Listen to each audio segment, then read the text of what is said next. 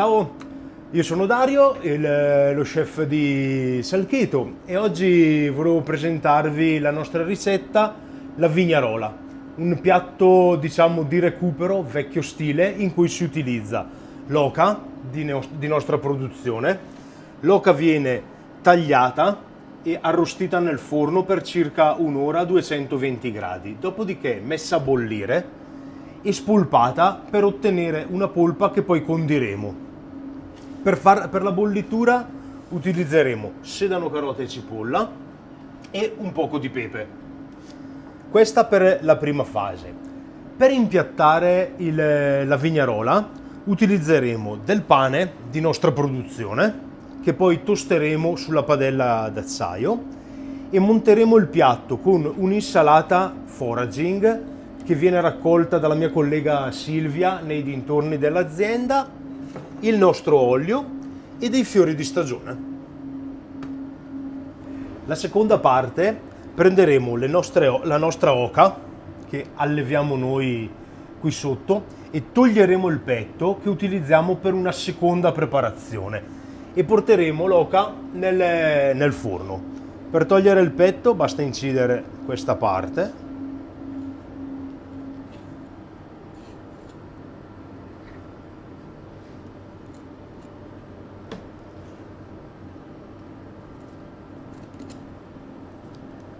Staccare il petto.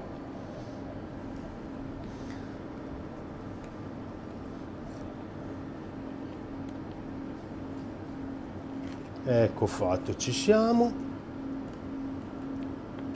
E questo viene utilizzato spadellato crudo.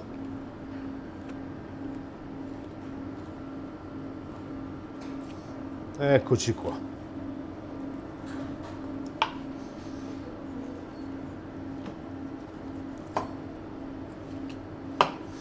E uno.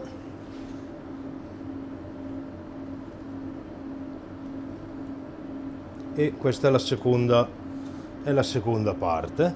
Con il dito si va a staccare dalla carcassa ed eccoci qua. Queste oche sono molto belle perché le alleviamo noi, quindi sono belle grasse ed è una soddisfazione lavorarle grazie ai nostri colleghi.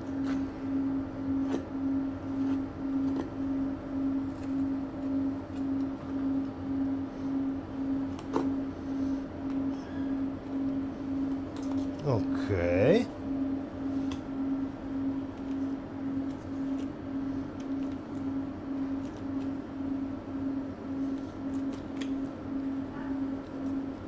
Ecco fatto.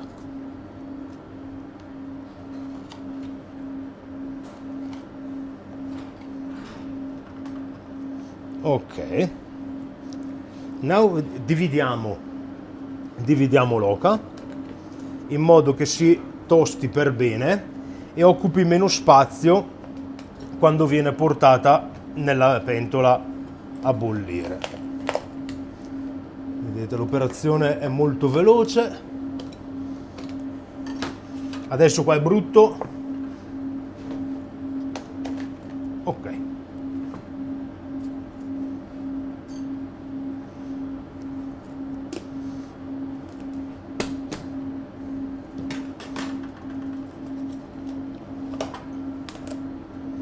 Ecco fatto ed ecco fatto. Ok, adesso la portiamo nel forno.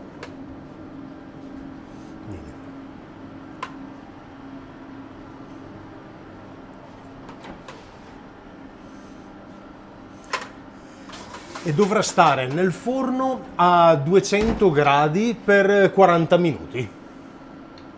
Bene, il prossimo passaggio, sono passati circa 40 minuti, ora prenderemo l'oca dal forno e la mettiamo a bollire assieme a sedano, carota e cipolla per altre circa 2 ore.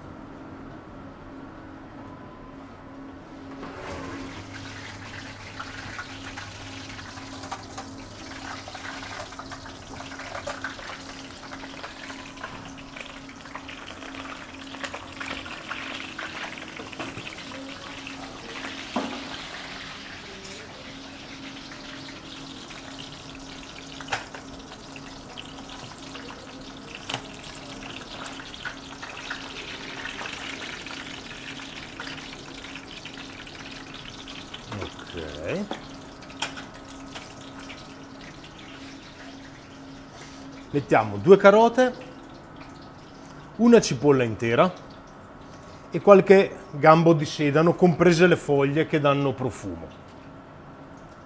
Così.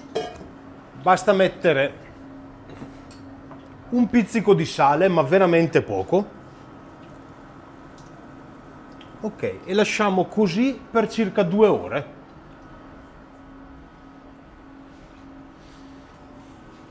Ora abbiamo l'oca a bollire. Dopo circa 2 ore, 2 ore e mezza, la consistenza della carne diventa tipo quella di un pulled pork. Viene sfilazzato e tolto dalle ossa, togliendo tutti i piccoli ossicini dell'oca, e viene messo in questa bowl. Il brodo continua a bollire e viene ridotto a questa consistenza. Questo è un concentrato di sapore e di collagene che ci servirà nel prossimo passaggio per mantenere in forma la terrina di oca. Bene, per condire tutto questo utilizzeremo delle olive taggiasche che mettiamo qui sul tagliere. Dopodiché utilizzeremo dei pomodorini semi-dry, anche questi li appoggiamo un attimo qua sul tagliere. Dopodiché andremo a finire la nostra preparazione utilizzando del pepe, del sale, origano e buccia di limone. Le olive e i pomodorini vengono tagliati in modo grossolano, di modo che poi, tagliando la nostra terrina, si vedono le parti di quello che abbiamo utilizzato per insaporire la nostra preparazione. Vengono tagliati così in modo grossolano, dopodiché vengono passati da questa parte. Ok, ora aggiungeremo della buccia di limone, molto importante per dare freschezza a tutta la preparazione. Perfetto, così può bastare. Così. Un poco di origano. In questo momento utilizziamo l'origano secco, ma durante la stagione è preferibile utilizzare quello fresco perché ha un sapore più tenue. Così. Utilizziamo questo sale, è un sale francese. Come vedete è grigio perché viene preso da delle grotte di argilla che gli danno molta poca salinità e molta acidità, che è l'ideale per questo tipo di preparazione. Andiamo ad aggiungere il fondo. Questo è semplicemente il fondo, come vi dicevo, pieno di collagene e di sapore, che ci aiuterà ad insaporire tutta la preparazione e a mantenere in forma la terrina, che dovrà poi riposare nel frigorifero prima di essere tagliata. Perfetto, basta così qualche cucchiaio. Dopodiché questo viene tutto impastato. Così aggiungiamo una grattatina di pepe.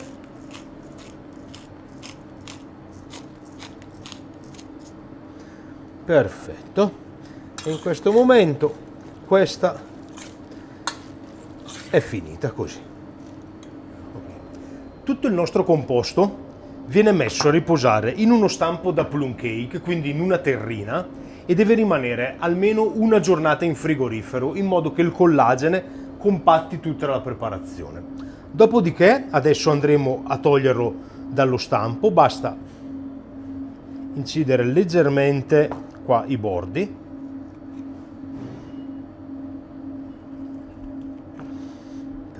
Poi vedete, così è perfetto. Così, e andiamo a sformare la preparazione. Una leggera pressione e voilà. E questa è la nostra terrina. Dopodiché questa terrina andremo a tagliarla. Bisogna essere molto delicati perché così vediamo tutte le sezioni.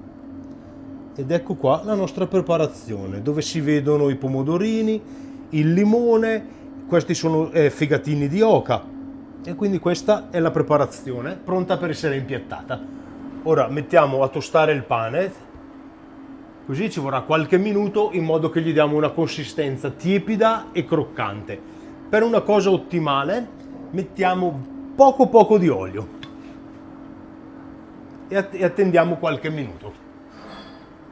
Un altro passaggio, prima di fare la preparazione dobbiamo utilizzare un'insalata, si può utilizzare un'insalata di stagione, così io ho la fortuna di avere la mia collega Silvia che va nei dintorni dell'azienda e raccoglie erbe spontanee che crescono proprio qui nel contorno dell'azienda. Le spacchiamo a mano in modo un po' grossolano, in modo da far vedere quello che c'è nel piatto. Quindi basta romperle un po' così. Abbiamo dell'achillea, abbiamo della carota selvatica, del cicorino, abbiamo un po' di tarassaco, quindi tutta erba stagionale e spontanea. Quindi vedete, basta spaccarla così a mano. Anche l'achillea è molto buona, il tarassaco come vi dicevo prima. Vedete un po' di queste erbette qua, a cui andiamo ad aggiungere, sempre raccolti qui all'interno dell'azienda, andiamo ad aggiungere un po' di fiorellini di stagione. Quindi abbiamo le violette, che poi utilizzeremo anche per decorare, abbiamo questi fiori, poi abbiamo i fiori di fave, i fiori dei cavoli, tutti molto belli colorati, genano, fiore delle fave e la calendula.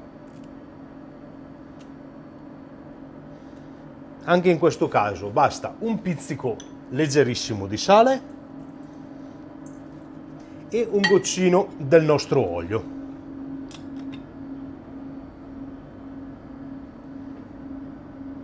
Perfetto. Ancora qualche violetta che dà un bellissimo sapore e abbiamo fatto.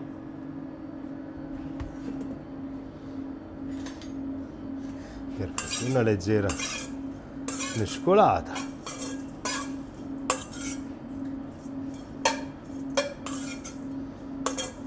Ok. E stop.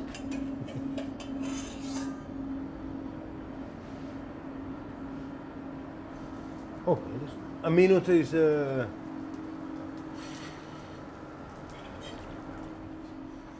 Ora che il pane è tostato, che ha fatto una bella crosticina, lo andiamo a mettere sul piatto. Posizioniamo la terrina che abbiamo tagliato in precedenza, la posizioniamo in questo modo. Perfetto.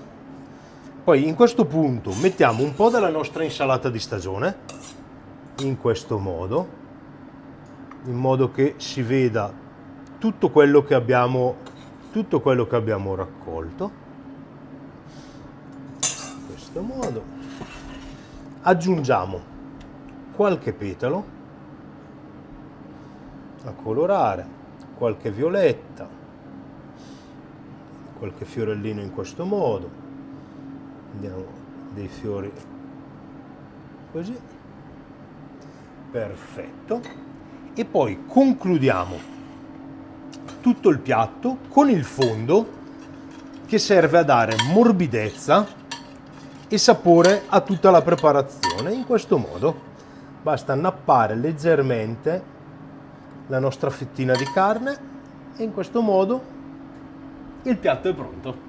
Okay, so this is our Vino Nobile. The Vino Nobile represents the DOCG red wine of Montepulciano. As a DOCG wine, the Vino Nobile is a wine with a regulation that all the companies have to respect. Especially we have three main rules about the production of the Vino Nobile, like the aging with a minimum requested of 2 years, the composition of the wine with a minimum requested of 70% of Sangiovese, and then the particular kind of Sangiovese that we have to use, that is called the Sangiovese Prugnolo Gentile. For the Vino Nobile in Salcedo, our winemakers decide to respect the minimum requested, 18 months of aging inside our big tonneau and 6 months more inside the bottle. And the Vino Nobile in Salcedo is produced using only the Sangiovese.